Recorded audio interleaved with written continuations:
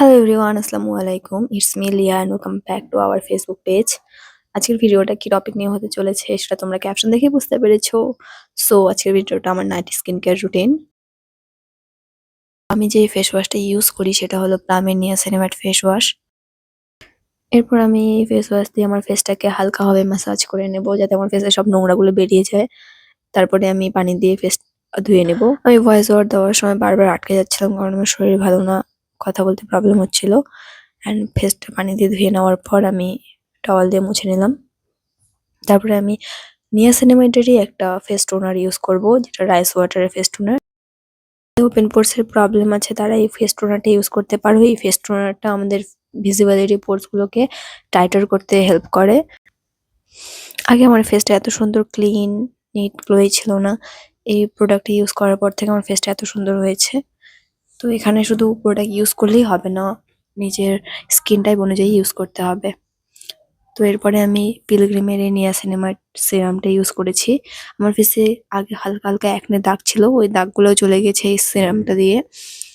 যাদের একনে প্রবলেম আছে আর একনের স্পট পড়ে যায় তারা এই সিরামটা ইউজ করতে পারো।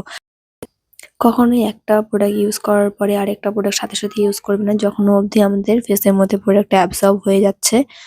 অ্যাটলিস্ট 5 সেকেন্ড ওয়েট করবে, ফেসের মধ্যে প্রোডাক্টটা অ্যাবজর্ব হওয়ার পর আরেকটি প্রোডাক্ট ইউজ করবে। তো এভাবে আমি ফেসটাকে ম্যাসাজ করে নেওয়ার পর আমি আমার ফেসের মধ্যে প্লামের একটা নাইট জেল ইউজ করব। এই নাইট জেলটা খুব ভালো, মানে খুব ভালো, যাদের পিম্পলের প্রবলেম আছে তাদের জন্য বিশেষ করে অনেক ভালো। জাস্ট রাত্রেবেলা লাগাবা, সকালে উঠে দেখবা পিম্পল অনেকটা বেশি বসে যায় পিম্পল ফেসের মধ্যে। আমারও পিম্পলের মাঝে মাঝে মাঝে মাঝে কি আবার পিম্পল সবসময় হতে থাকে, সবসময় হতে থাকে। এই নাইট জেলটা যখন থেকে আমি ইউজ করতেছি তখন থেকে আমার ফেসের মধ্যে পিম্পলের প্রবলেম এত কমে গেছে।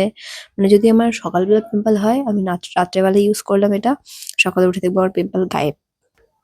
বাট আমাদের ফেসে আমরা যত দামি প্রোডাক্ট ব্যবহার করি না কেন, যেটাও প্রোডাক্ট ব্যবহার করি, তার থেকে বড় কথা হচ্ছে আমাদেরকে প্রচুর পরিমাণে পানি খেতে লাগবে। পানি ছাড়া আমরা আমাদের স্কিনকে কখনোই ভালো রাখতে পারবো না। যদি আমরা পানি কম খাই আমাদের স্কিন ডিহাইড্রেট হয়ে যাবে, স্কিন ড্রাই হয়ে যাবে, অনেক প্রবলেম।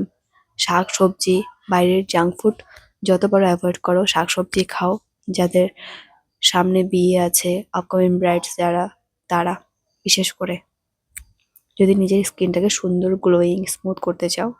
তো নেক্সট ভিডিওতে তোমরা কি টপিকে চাও সেটা কমেন্ট করো। আমি ভাবছি যে কার স্কিন কেমন সেটা কি করে জানতে পারবে, এরপরে ভিডিওতে আমি এটা জানাবো। So bye bye.